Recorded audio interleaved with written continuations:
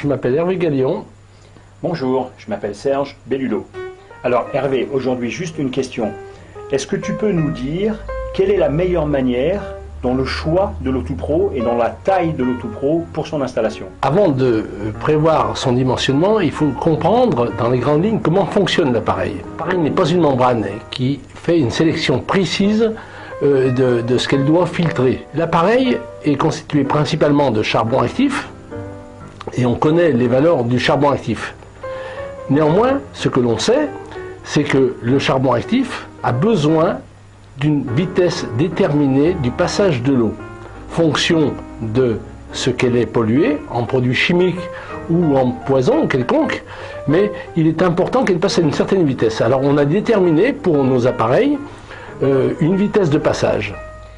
Et Hervé, pour toi, quels sont les meilleurs critères et les conditions à remplir dans le bon choix et la bonne taille de l'Auto-Pro pour son installation? C'est d'abord comprendre quel est le type de pollution. On parle d'eau de réseau, et dans cette eau de réseau, il y a principalement le chlore qui est quelquefois en surcharge ou d'autres produits. Donc c'est d'abord le type de pollution. Ensuite, il y a ce qu'on appelle le débit instantané, qui est occasionné par le nombre de points d'eau dans la maison. Donc Hervé, alors si quelque chose qui est à retenir, c'est que dans nos habitations françaises, européennes, un point d'eau, allez, appelons ça un robinet, d'un lavabo, d'une cuisine, d'une douche, d'une baignoire, c'est entre 300 et 400 litres heure. Donc un point d'eau. Ça veut dire que effectivement, sur ce que tu dis, quand on a 2 ou 3 points d'eau, on est rapidement à 1000 litres heure, soit donc 1 mètre cube heure, ce qui correspond effectivement à notre Auto-Pro 100 qui est là. Mais on n'est jamais à l'abri de contamination accidentelle ou d'éléments un peu occasionnés par le surchlorage de certaines saisons. Donc il faut toujours prendre un peu des précautions, Hervé, c'est bien ça? Oui, il vaut mieux surdimensionner, bien entendu. Il y a l'aspect économique qui est à prendre en compte. Mais il faut toujours surdimensionner parce que on parle d'un point d'eau, d'un robinet. Mais dans une maison, il y a les chasses d'eau, c'est un robinet. Il y a les machines à laver, c'est un robinet. Et si la machine à laver est en train de tourner et faire son plein d'eau, c'est un robinet qui tourne à plein. Et si on tire en même temps, on va aux toilettes, si en même temps quelqu'un vient à prendre une douche, enfin ou à être à la cuisine, il faut savoir que c'est des points qui s'additionnent. Alors, ce qui est à évaluer, c'est l'ensemble des points d'eau qui peuvent être tirés en même temps. Il se peut que ce soit qu'une fois dans la journée, à 8 h du matin ou à 10 h du matin, mais il faut évaluer le fait que ces points d'eau vont fonctionner en même temps et si on a besoin de cette eau pour s'alimenter, il faudra passer au bon débit. Donc c'est ce qu'on appelle en fait la crête de consommation, c'est le débit instantané. Et c'est vrai qu'il faut toujours garder à l'esprit, c'est que la crête de consommation, c'est le nombre de points d'eau. Je prends un exemple, si vous avez un appartement avec une salle de bain et les gens, c'est une caricature, habitent à 10 personnes, il ne pourra jamais y avoir 10 douches en même temps. A l'inverse, une maison avec 3 salles de bain où les gens habitent à 4, il se peut tout à fait que dans les 4, 3 personnes prennent une douche en même temps. Donc vous avez bien compris que ce n'est pas la quantité de personnes qui est importante, c'est la possibilité d'ouverture de robinet en même temps qui détermine la crête de consommation. Hervé, une petite question intéressante que peut-être les gens pourront faire. Comment on arrive simplement à déterminer le débit instantané d'un robinet? C'est très simple, il suffit de prendre une bouteille d'1 litre, ouvrir un robinet et de regarder sa montre pour calculer en combien de secondes la bouteille se remplit. Donc pour 300 litres heure, c'est 11 secondes. Donc après c'est une règle de 3 pour ramener à la minute.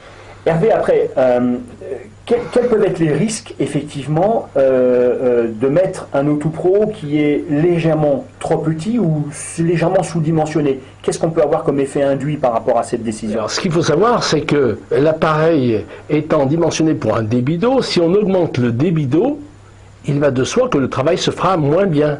Ça ne veut pas dire qu'il ne va pas fonctionner, mais elle se fera moins bien. On sait qu'aujourd'hui, de par le plan Vigipirate et pour d'autres critères, pour éviter les pollutions accidentelles, hein, on pourrait très bien imaginer par le terrorisme que quelqu'un vienne mettre une pollution bactérienne dans l'eau du réseau. Ça veut donc dire que les autorités ont l'obligation de quelquefois surchlorer pour éviter ces problèmes-là. L'appareil Cartis est là pour faire son travail, mais il est évident que s'il est sous-dimensionné, il le fera un petit peu moins bien. Au lieu d'enlever 100% du chlore, quand il est bien dimensionné, il va peut-être enlever 80, peut-être 50, peut-être 30%. Mais il faut savoir aussi que dans ces cas-là, il prendra un certain temps pour se régénérer lui-même et refonctionner normalement. Donc si je te comprends bien, la meilleure idée, en fait, c'est de... Bien sûr, l'élément économique est toujours élément important, d'où l'intérêt d'avoir des financements, puisque au lieu de payer 45 €, on va payer 55 €. Cette différence, elle est importante, on le conçoit, mais c'est toujours mieux de se mettre à l'abri de contamination accidentelle. Tu te rappelles l'histoire des camions semi-remorques qui se sont renversés, qui ont contaminé une petite ville de 7000 habitants. Effectivement, là, on va sursolliciter le charbon. Donc, pour se mettre à l'abri, c'est toujours mieux de surdimensionner, Hervé. Ah oui, tout à fait. Oui. D'accord. Bien sûr. Bien sûr, bien sûr. Hervé, dans le cas où on imagine une surchloration, et en fait, malgré le Cartis qui est installé au point d'entrée, on s'aperçoit que dans l'eau, il reste une trace de chlore en termes de goût et d'odeur. Qu'est-ce que tu préconises? Alors d'abord, si on a ce problème de surpollution, ça veut dire que l'appareil n'a pas fait son travail. S'il n'a pas fait son travail, il s'est surchargé de chlore. Donc non seulement l'eau est polluée, mais il a pollué l'appareil. Alors, il faut comprendre que lorsque l'appareil travaille, il travaille à l'endroit où il a été posé, c'est-à-dire à l'entrée de la maison, mais après le traitement, l'eau est stockée dans le tuyau. Ça veut dire que, premier objectif, si l'appareil s'est pollué, c'est que l'appareil était sous-dimensionné. La deuxième chose, c'est que pour éviter qu'il se pollue, il faut faire passer l'eau plus doucement. Mais ce qu'il faut quand même savoir, c'est que si l'appareil s'est pollué, c'est que l'eau qui se trouve entre l'appareil et le robinet d'utilisation est aussi polluée. Donc, pour le refaire fonctionner normalement, il faudra faire couler doucement pour évacuer toute l'eau qu'il y a entre l'appareil et le point de consommation, faire passer l'eau doucement pour que, à nouveau, on rince l'appareil et qu'il refonctionne normalement avant de refaire des analyses. Et pour qu'il n'y ait plus de chlore. Parce que la finalité, c'est qu'il faut supprimer les pollutions principales dans nos réseaux, en tout cas en Europe, qui est le chlore, surchloration, et ça c'est difficile. Si on était à la place des compagnies des eaux, on ferait pas mieux qu'eux. Il faut surchlorer pour en avoir suffisamment, parce que le chlore se dégrade dans le cheminement de l'eau et des tuyaux. Donc surchloration. Il y a surtout aussi ce dont on a bien peur aujourd'hui, c'est l'aluminium, puisque pour rendre l'eau claire, on met des sels d'aluminium. Il faut supprimer ces sels d'aluminium parce qu'on n'est pas à l'abri de la maladie d'Alzheimer. C'est pas nous qui le disons. Tout le monde sait que l'aluminium favorise la maladie d'Alzheimer. Alors après, bien entendu, il y a les nitrates, il y a tout ce que l'on sait. On fait aussi ce travail-là. Mais c'est principalement le chlore et les sels d'aluminium qu'on va vouloir éliminer dans un premier temps. Pour éviter justement d'être confronté à cette situation de rincer son appareil, la préconisation, c'est le constat du sous-dimensionnement. Et le constat, c'est peut-être toujours d'avoir à changer sa machine pour une machine plus grosse. On évite... Ça c'est évident. Et moi je pense qu'il faut, il vaut mieux faire l'erreur de surdimensionner que de faire l'erreur de sous-dimensionner. Ça c'est certain.